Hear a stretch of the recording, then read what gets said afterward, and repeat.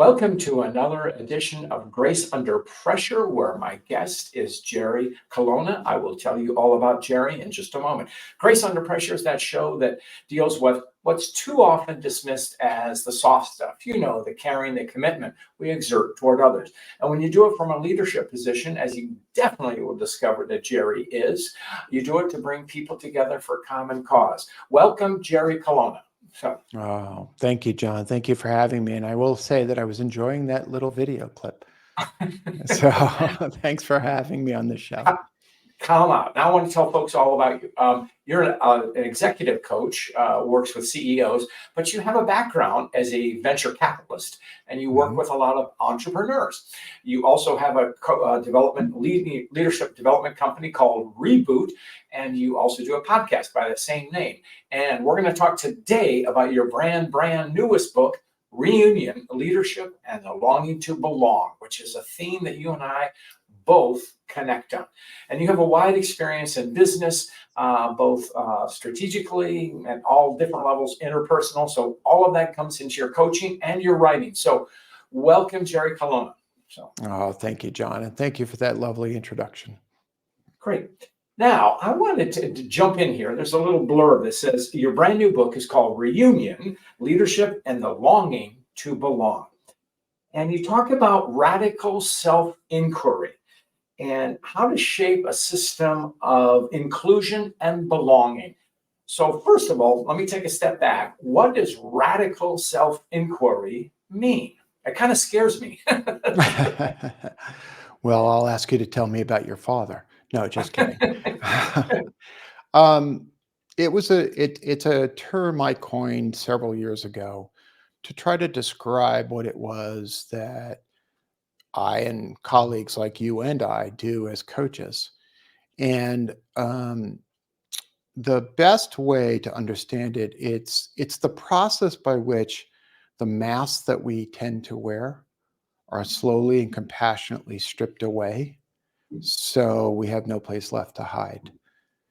And one of the important things about that is it's radical because we so rarely do it.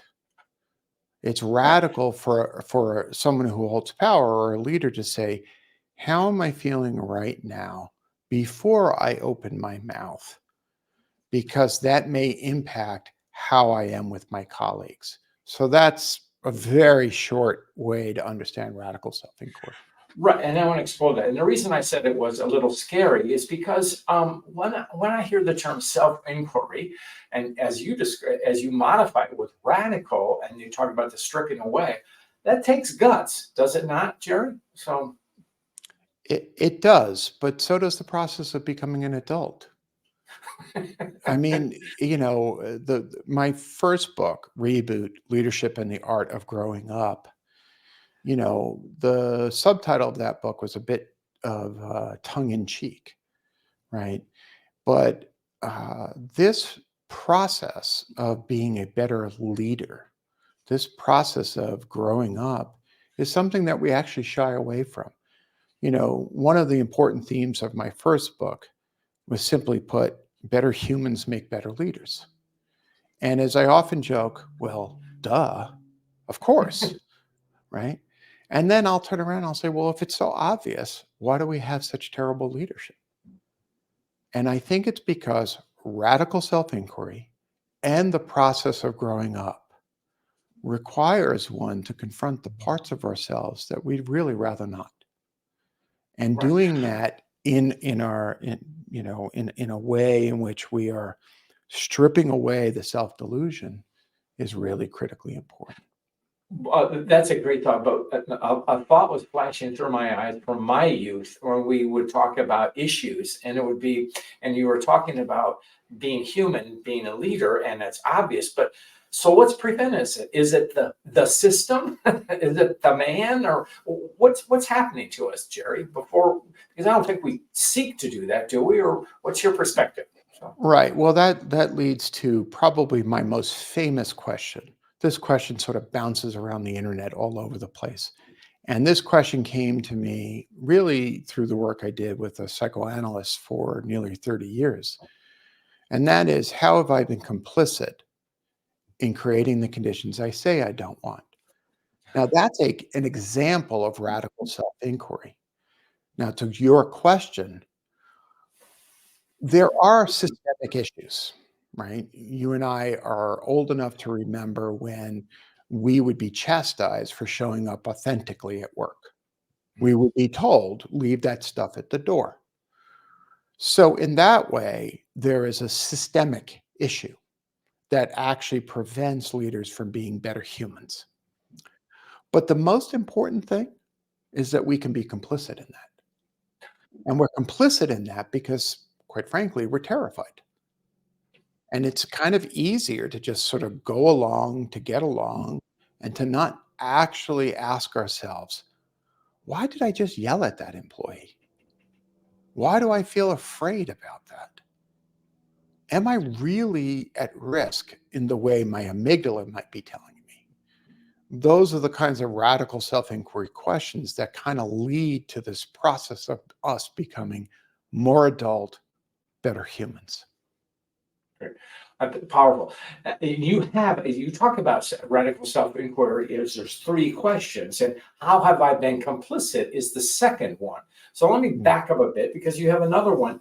Talk about who benefits from separation and disunity. So what did you mean by that separation? Is it keeping ourselves apart from others, or what does it get to, Jerry?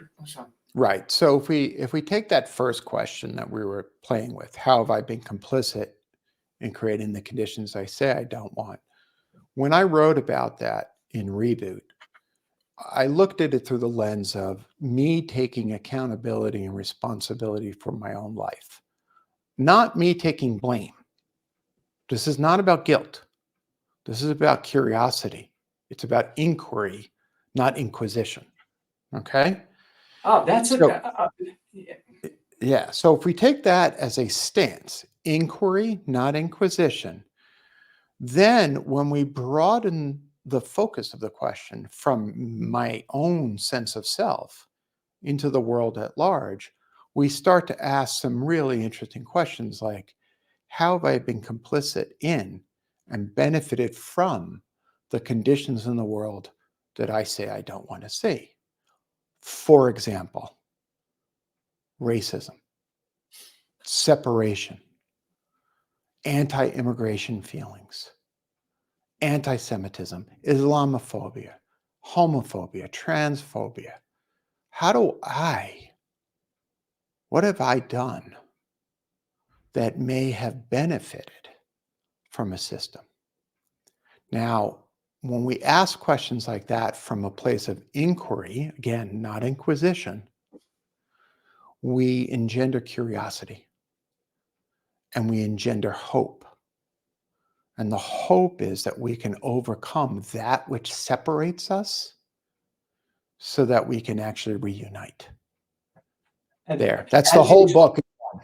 Yeah, I love how you differentiate between inquiry and inquisition. I often talk about when we talk to leaders about how to ask the right questions. I always say, don't ask like a prosecuting attorney, which is inquiry. And I love how you connected it to curiosity. And that is the door opener. How does the link to hope get in there, Jerry? Because that's a very optimistic thought. So how does hope fit into that inquiry? So, Well, I'll state at the outset that I'm a Buddhist.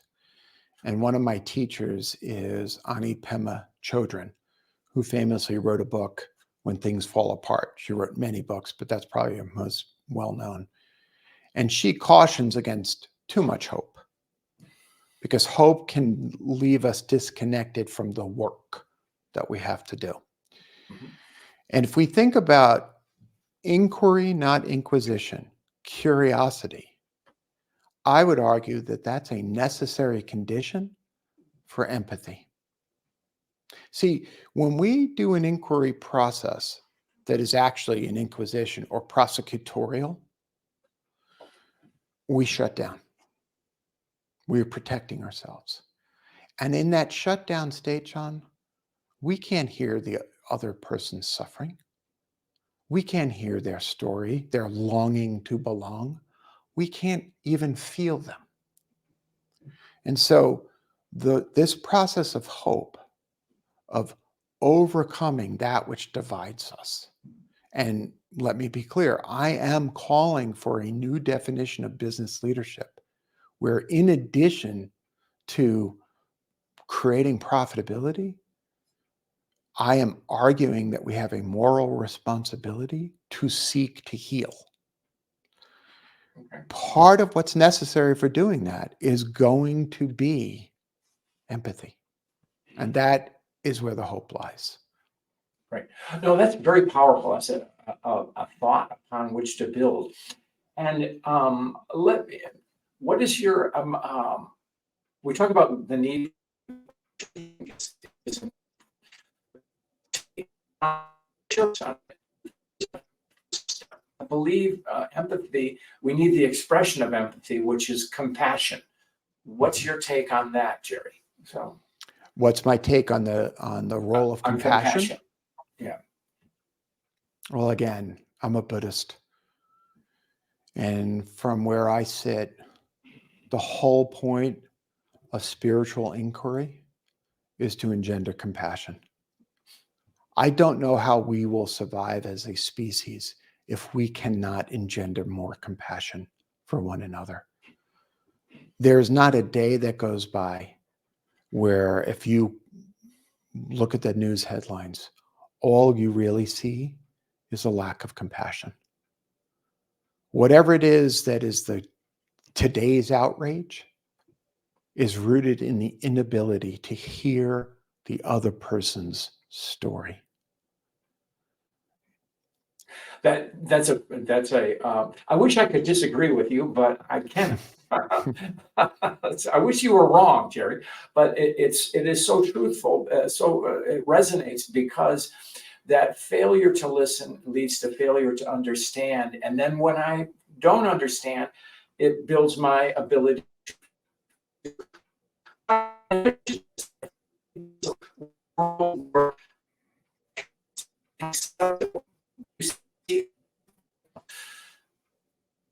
John, can you repeat that? I'm sorry. There was some trouble hearing you. Okay. No, I'm saying that we live in a world where contempt is all a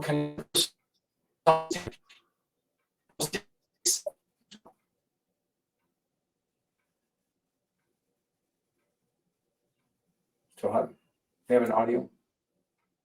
Yeah, we were having a little bit of audio problem. Oh, I'm So sorry. Oh, that's all I can right. hear Let's you. try.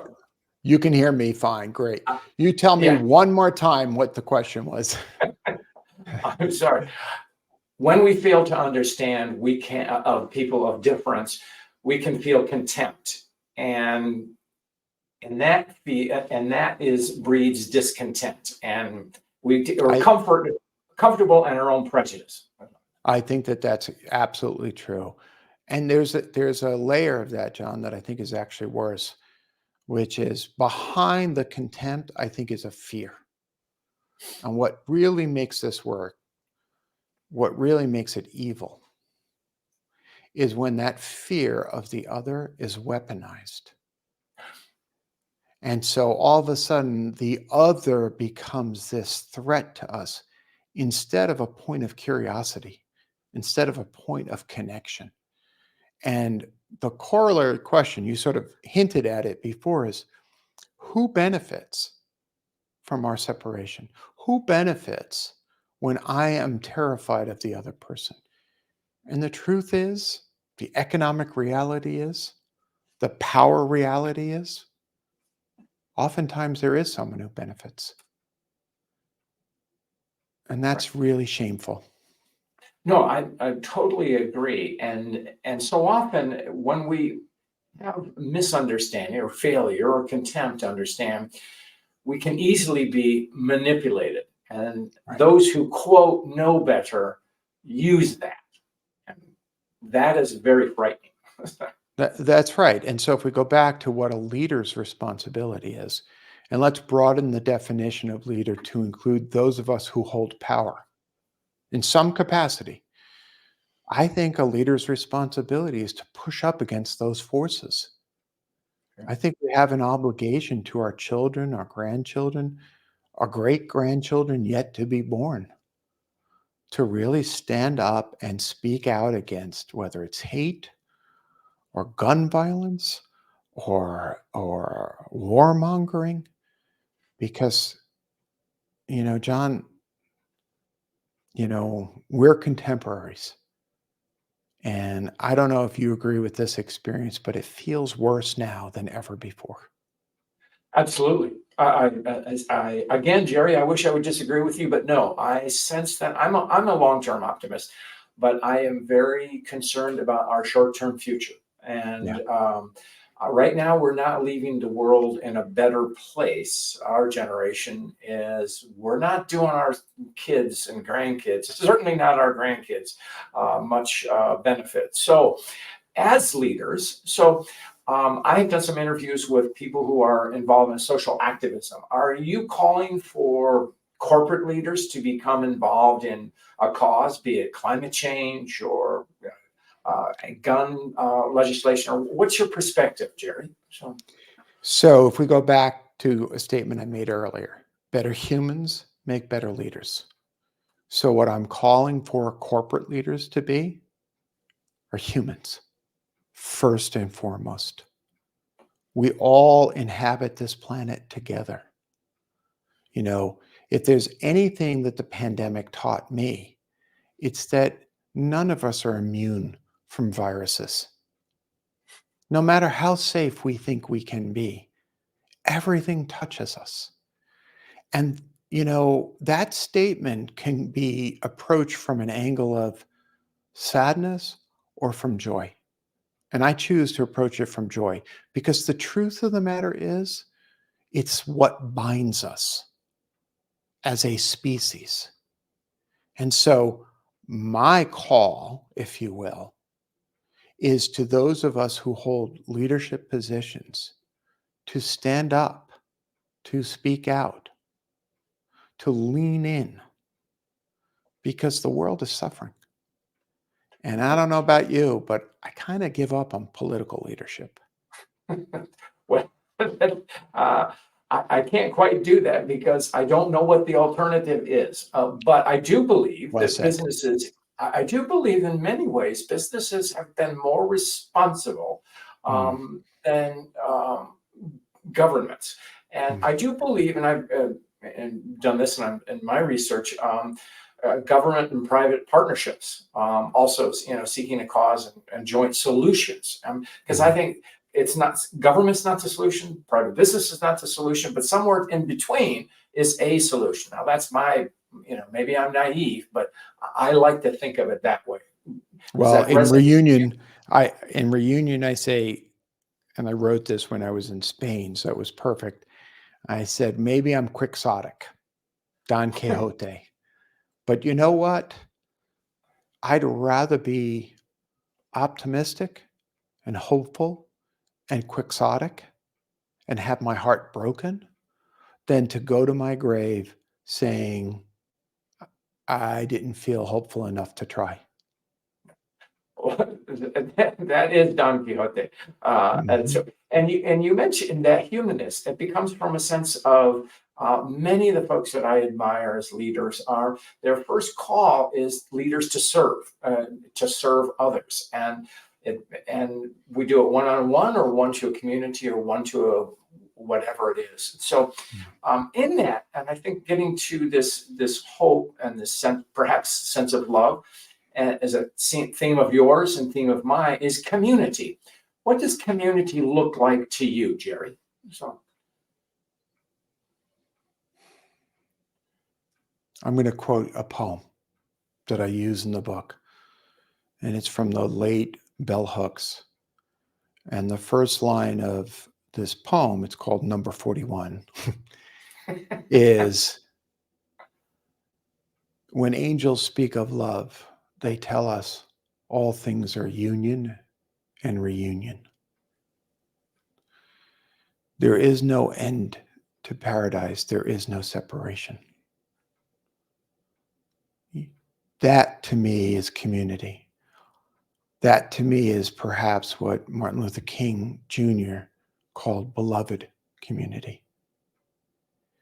no end to separation, or there is no separation, no end to paradise. And I love bell hooks imagery of angels speaking of love, because the truth is, those of us who hold power, we must socialize not to speak of love, right? Right. Right. And that, excuse me for asking the most obvious question, but you raised it with the bell hooks poem because she used the word that perhaps your title came from, union and reunion. So what's the theme of reunion? Getting back to our better selves? How explain that to me, Jerry? So, yeah, I discovered that bell hooks poem after I had identified reunion as the theme that I wanted to play with Mhm. in response to longing to belong. And what it means to me is it implies something really powerful, which I think you got the sense of already, which is getting back to. It implies a primordial state in which we are, in fact, connected to one another. We are different, but we are connected. We are interdependent, to use a very fancy Buddhist word. We are interconnected. And when we deny that interdependence and interconnectedness, we engender separation, which is the first step to dehumanization. See, I can destroy another human being if I fail to see them as a human being. Absolutely. And you know what I was thinking about? I was almost thinking of the creation myth, or the Adam and Eve myth, where we're in the Garden of Eden and then expelled. So we've been seeking to get back to the garden. I think there was a 60s song from that, or Joni Mitchell might have sung Mhm. that. But and then you raised the thought about this connection, and you use the metaphor of a virus, and if that proves our interconnectedness, certainly, but acknowledging that is our vulnerability, does it not, Jerry? Because we're all vulnerable to outside forces or something like a virus, and that vulnerability, understanding that, opens us up to the ability to love. Was that too much Well, of a stretch? I'm just no, not at all. I'm just so glad that you got there, because the first half of your observation slash question, I was going to say, so what's wrong with being vulnerable? Right. And then you got to it. In fact, there's nothing wrong with it. In fact, it is the thing that opens us up not only to love, but to empathy. You know, there was a phenomena after my first book came out, which I write about in Reunion, the new book, which is the wide swath of people who wrote to me or came up to me after reading Reboot and said to me in some form or another, your story is my story. And 90% of these folks didn't look like me, didn't talk like me, didn't grow up in Brooklyn like me, didn't live on a farm in Colorado like me, weren't cisgender or straight or white or male. And yet they're looking across the room at me and saying, your story is my story. There's hope in that, John. The hope is Well, that we can see each other's story in our stories. and to get it back to your earlier thought, that's where inquiry comes in, because as you laid it That's out in right. your book, but we have to understand the stories of people different from ourselves, the ones who are so easy to dismiss, particularly if you come from a position of privilege, as I know I certainly do. Right. And Right. and And that's how and to that end, we have to understand our own stories and the stories of those who came before us. Because too often, without the radical self-inquiry of saying, how did I come here?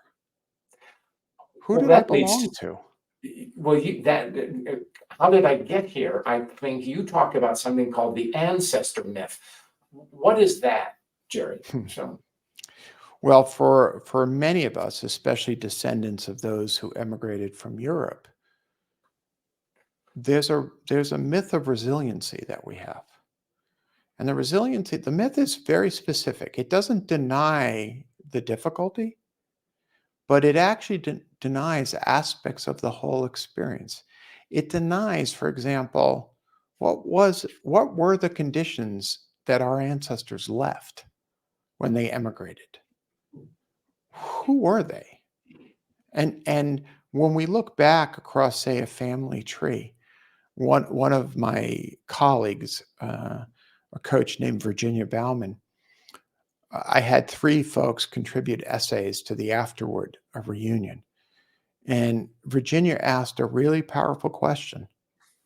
What happened to the queer folks who occupied her family tree?